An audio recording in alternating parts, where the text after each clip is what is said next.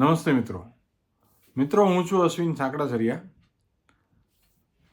હમણાં થોડા દિવસ પહેલાં આપણે ગોવિંદભાઈ ધોળકિયાના એક સ્ટેટમેન્ટ ઉપર ટીવીમાં ડિબેટો થઈ ગઈ કેટલી, કે લેબગ્રોન ડાયમંડ વિશે એમનું જે સ્ટેટમેન્ટ હતું એ સ્ટેટમેન્ટની અંદર એમણે ક્યાંય પણ લેબગ્રોન ડાયમંડને ખરાબ નથી કીધો. કામ ખૂબ વધવાનું છે, એ ટનોમાં વેચાવાના છે હીરા અને બધું વાહ ભાઈ વાહ. પણ એની સાથે સાથે નેચરલ ડાયમંડની પણ જે મંદી છે એ મંદીને લઈને એમણે જે શબ્દો કીધા હતા એટલામાં તો ટીવી મીડિયામાં એની વિરુદ્ધમાં અને બેફામ એને આમ થઈ ગયું ને તેમ થઈ ગયું. અને એક વર્ગ જે આની ફેવરમાં હતો લેબગ્રોન ડાયમંડની, એમનું કહેવું એવું હતું કે લેબગ્રોન ડાયમંડની અંદર કારીગરો મળતા નથી, કામ જ એટલું છે, ડિમાન્ડ એટલી છે ને કિલોમાં અને ટનોમાં ઓર્ડર આવવાના છે, એવું જે ગોવિંદ કાકાએ કીધું હતું. એને લઈને એ લોકો નારાજ થઈ ગયા હતા. ગોવિંદ કાકાને કઈ રીતના હું એને મગજમાં એવું એનાથી ભૂલથી બોલાઈ ગયું, ગોવિંદ કાકા એવું ન કહેવું જોઈએ, ગોવિંદ કાકાની ઉપર માછલા ધોયા હતા. પણ એ ગયા વીકની વાત હતી. આ વીકની અંદર રાજ્યસભાના સાંસદ શક્તિસિંહ ગોહિલનો જે વિડીયો આવ્યો, અચાનક જ માર્કેટમાં મંદી ફરી વળી. 50 લાખ કારીગરો બેકાર થઈ ગયા ને કારીગરો છૂટા થઈ ગયા ને હીરામાં મંદી છે.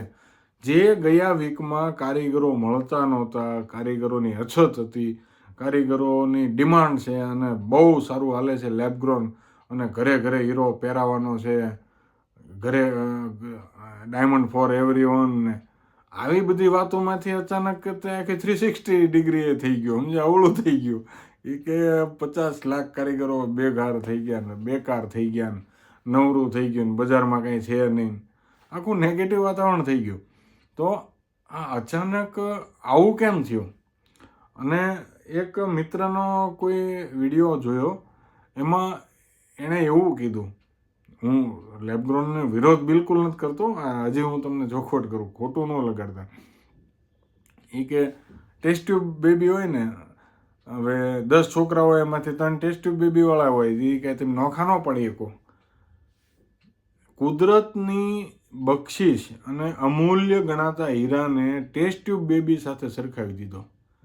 એટલે ટેસ્ટ ટ્યુબ બેબીની જે પરિભાષા છે મિત્રો, જનરલી આમ કોઈને ટેસ્ટ ટ્યુબ બેબી એમ વાત કરીએ ને તો એવું હોય કે ટેસ્ટ ટ્યુબ બેબી માટે ગર્ભ તો માતાનું જ જોઈએ ઓરિજિનલ, ભલે ટેસ્ટ ટ્યુબ બેબી હોય, મશીન ન જોઈએ. દાંત હસવું કે રોવું એ નથી સમજાતું.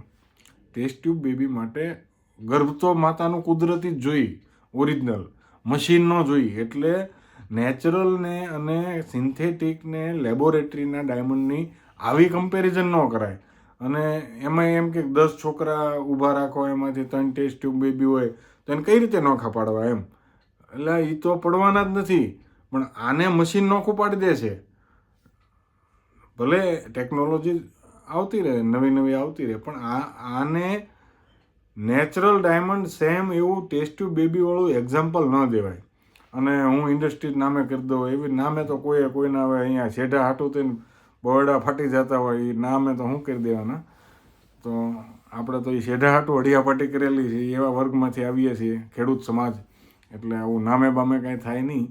પણ કહેવાનો મતલબ એ છે મિત્રો કે હકીકતમાં સૌજીભાઈ ચોકડી મારો, ગોવિંદભાઈ ધોળકિયા જે સ્ટેટમેન્ટ આપ્યું હતું એ સ્ટેટમેન્ટ સનાતન સત્ય એ તરફ હતું કે નેચરલ ડાયમંડમાં મંદીનું એકમાત્ર કારણ એ હતું કે સોના ઉપર લોકોનો વિશ્વાસ વધ્યો, હીરા ઉપર ઇન્વેસ્ટની દ્રષ્ટિએ જે લોકો લેતા હતા, એક ટ્રસ્ટ હતો હીરા ઉપર, એ હીરા ઉપરનો ટ્રસ્ટ લેબગ્રોન ડાયમંડને કારણે ઓછો થયો છે, એમાં શંકાને કોઈ સ્થાન નથી.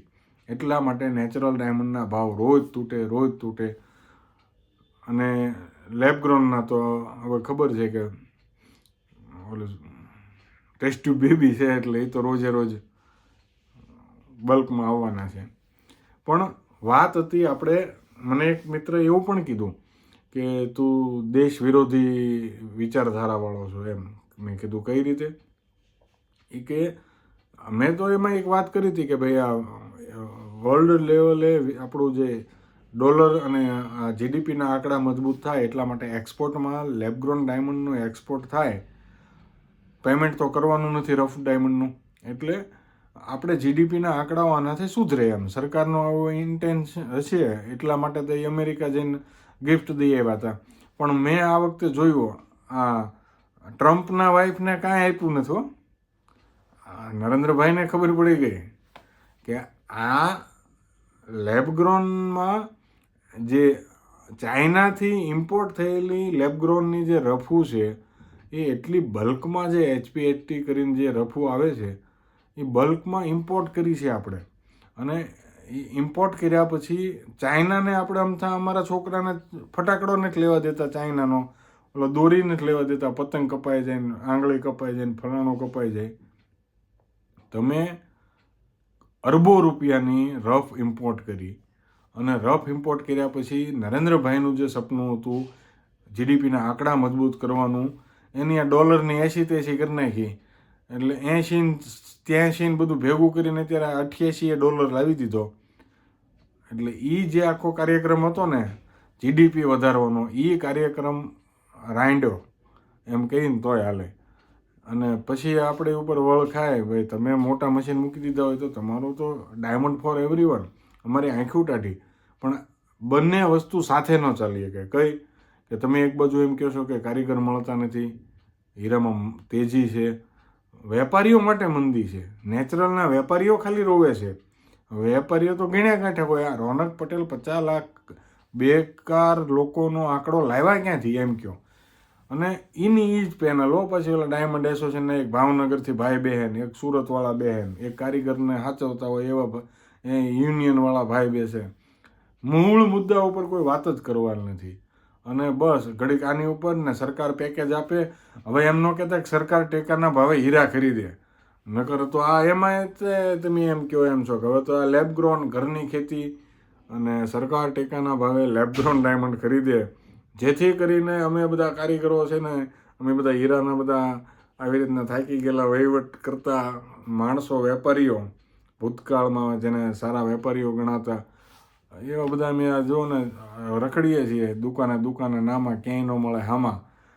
આવી હાલત કરી નાખી છે. અને જે એક બ્રાન્ડ ગણાતી હીરાનો વેપારી એમ, એટલે હીરાનો વેપારી અત્યારે કોઈક એમ કહે ને એટલે એમ કે આનાથી આઘા રહેજો, ઉછીના દેવા નહીં, ઉછીના લેવા નહીં અને બનતા પૂરતું જ કામ કરજો, આવી છાપ કરી નાખીશ. ક્યારે કે લોકોનો ટ્રસ્ટ જતો રહ્યો. આ સિન્થેટિકને નેચરલની બની વોરની અંદર રિટેલ કસ્ટમર જે ઇન્વેસ્ટની દ્રષ્ટિએ લેતો હતો એ હવે મોજ શોખની દ્રષ્ટિએ લે છે.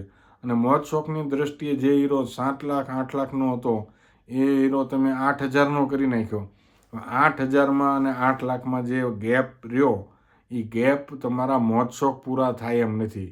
એટલે કાં 8,000 800ના 8,000 કરે છે એને બખ્ખા છે, અને કાં પછી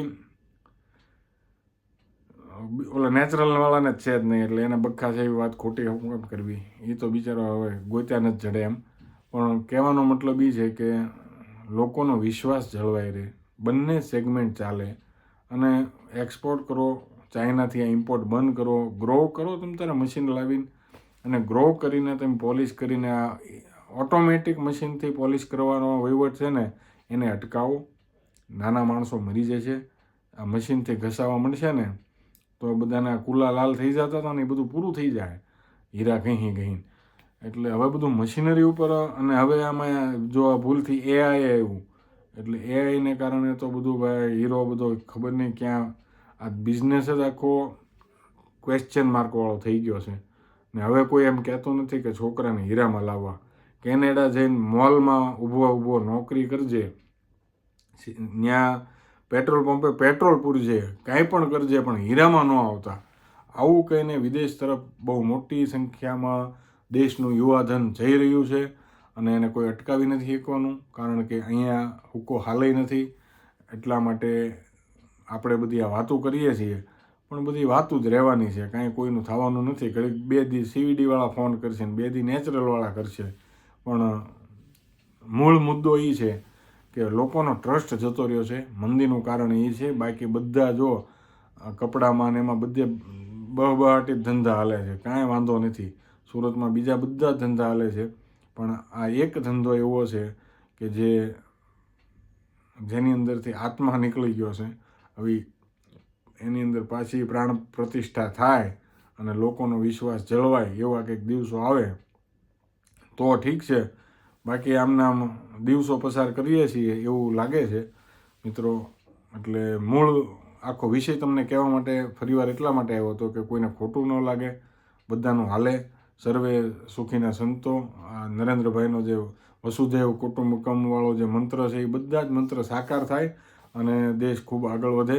અને અમારે દિલ્હીમાં તો હવે બહબહાટી બોલે છે કામની, ડેવલપમેન્ટના, એટલે અમે બધી જોઈને રાજી રહેવાનું છે મિત્રો. ને ધંધો તો હાલવો હોય તો હાલે, ન કર બીજું કંઈક હાલશે, બીજું કરશું એમ. જય જય ગરવી ગુજરાત, જય ભારત.